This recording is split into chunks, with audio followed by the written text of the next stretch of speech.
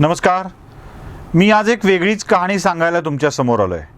Police, पत्रकार, राजकारणी म्हणजे पोलीस, पॉलिटिशियन, प्रेस या सगळ्यांची संबंध कशी असतात आणि त्यातून काय काय घडत जातं याचा एक उत्तम नमुना तुम्हाला या कहाणीत बघायला मिळणार आहे. गोष्ट तशी खूप जुनी आहे आणि ती जुनीच गोष्ट आता नव्यानं आपल्या जगाच्या समोर येते आहे, पण ते येऊ नये यासाठी काळजी घेतली जाते आहे.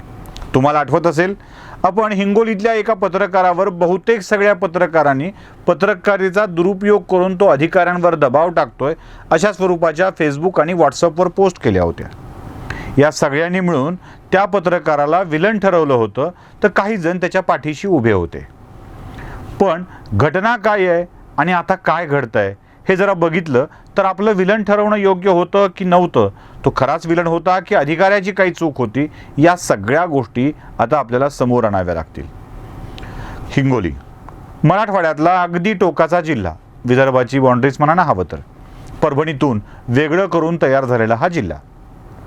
या जिल्ह्यामध्ये कन्हैया नावाचा एक पत्रकार आहे, कन्हैयालाल खंडेलवाल. आता हा IBN लोकमतसाठी काम करायचा. IBN लोकमतसाठी काम करत असताना जेव्हा लॉकडाऊन लागलं, म्हणजे वर्षभरापूर्वी लॉकडाऊन लागलं, तेव्हा हिंगोलीमध्ये संचारबंदी होती. तशी संचारबंदी सगळ्या भारतात होती आणि त्याच वेळेला एक पत्रकार पोलिसांशी हुज्जत घालतोय असं लक्षात आलं आणि त्याच व्हिडिओवरून लोकांनी यानं नको तिथं शांतपणा करायची काय गरज होती अशा स्वरूपाची विधानं केली. त्यानंतर पुढे याच खंडेलवालला प्रचंड मारहाण झाल्याचे व्हिडिओ देखील आले. म्हणजे तो ह्याच्यात ॲडमिट आहे हॉस्पिटलमध्ये आणि तो या सगळ्या गोष्टी सांगतोय कसं झालं ते व्हिडिओ आले.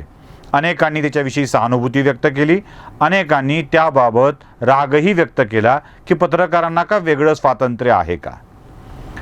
आता या प्रकारानंतर खंडेलवालनी बऱ्याच तक्रारी वेगवेगळ्या अधिकाऱ्यांच्याकडं आणि मंत्र्यांच्याकडं केल्या. पुढे चौकशी समिती नेमली आणि या चौकशी समितीचा अहवाल देखील आला. पण हा अहवाल जगाच्या समोर कधीच आला नाही. काय त्या अहवालात आणि काय होती या सगळ्या प्रकरणाची स्थिती हेच मी तुम्हाला आता सांगणार आहे. आता घटना अशी आहे की जेव्हा लॉकडाऊन लागला होता त्या मार्चच्या काळामध्ये सगळ्यात पहिल्यांदा हिंगोलीमध्ये संचारबंदी होती आणि त्यात कन्हैयालाल खंडेलवाल, म्हणजे कन्हैया खंडेलवाल, माफ करा कन्हैयालाल नाही, कन्हैया खंडेलवाल हा पत्रकार लोकांना मारहाण चालू होती. जिथे सकाळच्या वेळेला जे मोकळीक असायची भाजीपाला दूध खरेदीसाठी, त्या काळामध्ये ट्रॅफिक पोलीस लोकांना मारतायत म्हणून त्याचं शूटिंग करण्यासाठी गेला. जेव्हा तो तिथे शूट करत होता तेव्हा तिथे ट्रॅफिकचे API आले. त्यांनी हे असं का करतोय असं विचारलं आणि विचारल्यावर त्यांनी सांगितलं की तुम्ही मारू नका लोकांना, जाऊ द्या, खेड्यागावातील लोक आली, त्यांना माहीत नाही आहे, नियम सांगा आणि पाठवून द्या. पण त्या APIला प्रचंड राग आला. APIने सुरुवातीला आपल्या कॉन्स्टेबलला शूटिंग करायला लावत विनंती केली, हात जोडले, असं करू नका, तुम्ही मोठे पत्रकार आहात, तुम्ही असं करू नका, अशा स्वरूपाची विधानं केली आणि हे सगळं सोशल मीडियावर टाकून दिलं. आता या सोशल मीडियावरच्या व्हिडिओमुळं खंडेलवालला प्रत्येकाने विलन ठरवला आणि सांगितलं की पत्रकारांनी असा हस्तक्षेप करण्याची काहीच कारण नाही. तो त्या व्हिडिओत म्हणतोय सुद्धा की 4-5 लोक तुमच्या सोबत आहेत, आम्ही बघितलंय. हे आपण ऐकल्यानंतर खंडेलवाल आपल्या लेखी विलन होऊन जातो. आता या सगळ्या प्रकारानंतर पुढे एक मोठा ड्रामा घडलाय. तो काय आहे तर ट्रॅफिक पोलीसच्या ठिकाणी घेऊन जाऊन, ऑफिसमध्ये घेऊन जाऊन कन्हैयाला प्रचंड मोठ्या प्रमाणात मारहाण झाली. एक व्हिडिओ ज्यात फक्त तुम्हाला आवाज येतो, एकाची हिंमत नाही झाली आत जाण्याची, तो काही सेकंदाचा व्हिडिओ आहे, तो तुम्ही बघा.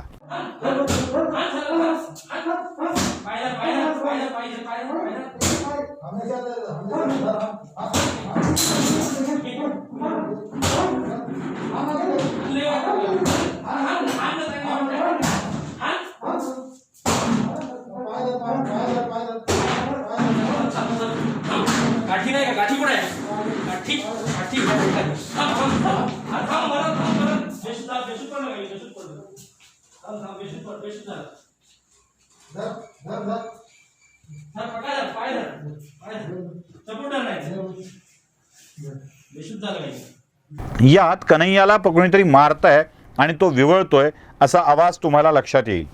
आणि हा इतका भयंकर मार आहे की त्याचे हातपाय वाकडे झाले होते. आता माझ्या बोलण्याच्या सोबत त्याच्या मारहाणीनंतरची त्याची स्थिती काय होती याचा देखील व्हिडिओ आपल्याला दिसत असेल. एवढी भयंकर मारहाण झाल्यानंतर कन्हैयावरच एक गुन्हा दाखल झाला, तो म्हणजे त्या APIचं डोकं फोडल्याचा. एवढ्या प्रचंड प्रमाणात मारहाण झालेला पत्रकार APIचं डोकं फोडू शकतो का? पण तरीही तो गुन्हा दाखल झाला. दोन्ही केसेस आता चालू आहेत. यानंतर अनेकांनी नांदेडच्या विशेष पोलीस महानिरीक्षकांना भेट दिली, SP-ना भेट दिली आणि विचारलं की याबाबत सविस्तर चौकशी करा. की शहराचे वाहतूक निरीक्षक आहेत चिंचोळकर यांची मनमानी, लोकांसोबत असलेली दादागिरी आणि वसुलीचा जो फंडा आहे तो पूर्णपणे बेकायदेशीर आहे. त्याबद्दल आम्ही वेळोवेळी सांगूनसुद्धा पोलीस प्रशासन ऐकत नाही, म्हणून आज त्यांना निवेदन दिलं. सोमवारच्या आत या चिंचोळकरची जर बदली या शहरमधून केली नाही वाहतुकीमधून, तर मंगळवारी शहर बंद करण्याचं काम भारतीय जनता पार्टी निश्चितपणे करणार आहे. पण दोघांनीही आपल्या APIचीच बाजू घेतली. त्यानंतर राज्याच्या गृहमंत्र्यांकडे म्हणजे अनिल देशमुखांच्याकडे तक्रार करण्यात आली आणि अनिल देशमुखांनी औरंगाबादच्या विशेष पोलीस महानिरीक्षकांना यासाठी तपासणीसाठी नियुक्त केलं. औरंगाबादचे विशेष पोलीस महानिरीक्षक रवींद्र सिंघल यांनी याची तपासणी केली, चौकशी केली, अहवाल लिहिला, अहवाल दिला, सादर केला, पण काहीही घडलं नाही. पुढे याच APIचं बदली झाली. API म्हणूनच तो बदली कॅन्सल करून परत हिंगोलीत आला. परत काही दिवसानंतर त्याला प्रमोशन मिळालं. आता परत तो बदली होऊन बाहेर गेलेला आहे. आता पोलीस निरीक्षक झालेला आहे, मुंबईत काम करतात म्हणे. आता याच पोलीस निरीक्षक आणि तेव्हाच्या सहाय्यक पोलीस निरीक्षक महोदयांना एक गोष्ट माहीत होती की आपलं डिपार्टमेंट आपल्या पाठीशी राहणार आहे. पण सिंघल यांचा जो अहवाल आहे तो अहवाल खूप मजेशीर आहे आणि गमतीशीर आहे. यात सिंघल यांनी तटस्थपणे तपासणी करत आपला जो अहवाल दिला आहे त्यात म्हटलंय की कुठेही 4 लोक सोबत नव्हती. जी घटना झाली आहे ती API दोषी आहेत असा स्पष्ट अहवाल सिंघल यांनी दिला. पण या अहवालावर कोणतीही कारवाई झाली नाही किंवा हा चौकशी अहवाल देखील कन्हैयाला उपलब्ध करून दिला गेला नाही.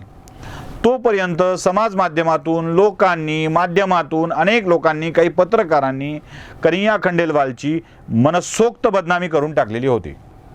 पण प्रचंड मार खाल्ल्यावर सुद्धा कन्हैया न्यायासाठी लढत राहिला.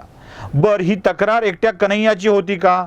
तर हिंगोलीतल्या आमदारांनी अनेकांनी याच्याबाबत तक्रारी केलेल्या आहेत. काही फोटोज तुम्हाला दिसतील. यात त्या API चिंचोळकरच्या बाबतीमध्ये प्रत्येकाच्या तक्रारी आहेत. प्रत्येकाने त्याच्या विरुद्ध बोललेले आहेत आणि त्याने अनेकांना छळलेलं आहे हे देखील दिसतं. सोशल मीडियावर छान छान उपक्रम दाखवत आपली प्रतिमा निर्माण करायची आणि समाजातल्या मोठ्या प्रतिष्ठित लोकांना अत्यंत वाईट वागणूक द्यायची, ही चिंचोळकरांची पद्धत आहे का कामाची? हे ओमकांत चिंचोळकर नावाचे सहाय्यक पोलीस निरीक्षक आता जे पोलीस निरीक्षक झालेले आहेत त्यांच्या कृती तुम्ही बघत आहात. त्यात तुम्हाला स्पष्टपणे दिसतंय की अगदी आमदाराला सुद्धा त्यांनी फाट्यावर मारलेलं आहे, अनेक अधिकाऱ्यांना फाट्यावर मारलेलं आहे, अनेक लोकांना त्रास दिलेला आहे, अनेक पत्रकारांना त्रास दिलेला आहे. आणि तरीही या ओमकांत चिंचोळकरांचीच बाजू माध्यमातून आणि समाज माध्यमातून घेतल्या गेली. आता विशेष पोलीस महानिरीक्षकांचा अहवालच स्पष्टपणे सांगतोय की या प्रकरणात कन्हैयाचा फारसा दोष नाही.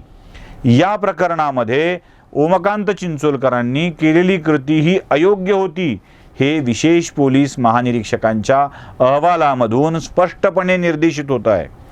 आता किमान हा अहवाल आल्यावर तरी ओमकांत चिंचोळकरांवर कारवाई करून पत्रकाराला झालेल्या अमानुष मारहाणीच्यावर काहीतरी निर्णय घेणार का? खंडेलवालला न्याय देणार का? हाही प्रश्न आहे. पण माझी पत्रकारांनाही विनंती आहे की अशा स्वरूपाचा एखादा अधिकारी वेगळं चित्र निर्माण करत पत्रकारांनाच बदनाम करत असेल तर त्याविरुद्ध आपण आपल्याच माणसांना नाव न ठेवता यातली वस्तुस्थिती काय आहे ती देखील समजून घेतली पाहिजे. मला मान्य आहे प्रत्येक ठिकाणी पत्रकार योग्यच असतो असं नाही, पण प्रत्येक ठिकाणी पत्रकार चूकच असतो असंही नाही. मी तरी कन्हैयाच्या बाजूनी उभा राहतोय आणि सांगतोय की जो झालाय तो कन्हैयावर अन्याय झालाय. एखाद्या वृत्तवाहिनीच्या पत्रकाराला अशा स्वरूपाची मारहाण झाली की त्याच्याकडून आधी दुखावले गेलेले लोक त्याच्या विरोधातच असतात, हे मी स्वतः देखील अनुभवलेलं आहे. त्यामुळं मी तरी या क्षणाला कन्हैयाच्या बाजूने उभं राहण्याचा आणि सरकारला मागणी करण्याचा निर्णय घेतला आहे की त्याच्या विरुद्ध झालेली कारवाई, त्याच्याविरुद्ध झालेली कृती ही अन्यायकारकच होती. ओमकांत चिंचोलकरांनी अक्षरशः सुडबुद्धीनं आणि क्रूरपणे केलेली ही कारवाई होती. अशीच कारवाई होत राहिली तर उद्या कुणालाही मारहाण होईल. सबब चिंचोलकरांच्यावरती योग्य ती कायदेशीर कारवाई करण्यात यावी.